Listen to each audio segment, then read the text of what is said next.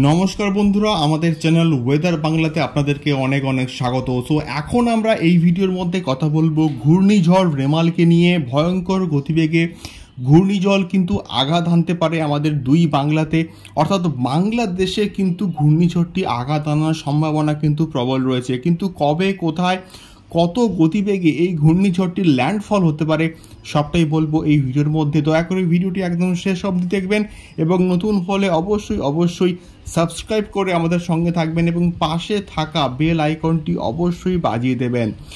ভয়ঙ্কর গতিবেগে ধেয়ে আসছে প্রবল ঘূর্ণিঝড় রেমাল এবং এই ঘূর্ণিঝড়টি অলরেডি আজকের অর্থাৎ 22শে মে 2024 মধ্য বঙ্গোপসাগরে কিন্তু তৈরি হয়ে গিয়েছে এবং আস্তে আস্তে শক্তি সঞ্চয় করছে এই প্রবল ঘূর্ণিঝড় এবং শক্তি সঞ্চয় করে প্রাথমিক স্তরে এটি কিন্তু সিটয় বন্দরের দিকে আস্তে আস্তে এগোবে এবং তার পরবর্তীকালে এই ঘূর্ণিঝড়টি কিন্তু হালকা বাঁক নিয়ে আস্তে আস্তে বাংলাদেশ এবং দীঘা সংলগ্ন উপকূলের দিকে আস্তে আস্তে এগোবে এবং যার ফলে প্রবল থেকে প্রবলতর ঝড় সৃষ্টি হবে এবং এই ঝড়ের ফলে প্রচুর ক্ষয়ক্ষতির আশঙ্কাও কিন্তু তৈরি হয়েছে দুই বাংলাতে এবং এটির ল্যান্ডফল এক্স্যাক্টলি কোথায় হবে সেই সম্বন্ধে আমরা কিন্তু লাইভ ট্র্যাকিং করব পরবর্তী ভিডিওতে। আপনারা অবশ্যই সেই লাইভ ট্র্যাকিংগুলি দেখবেন।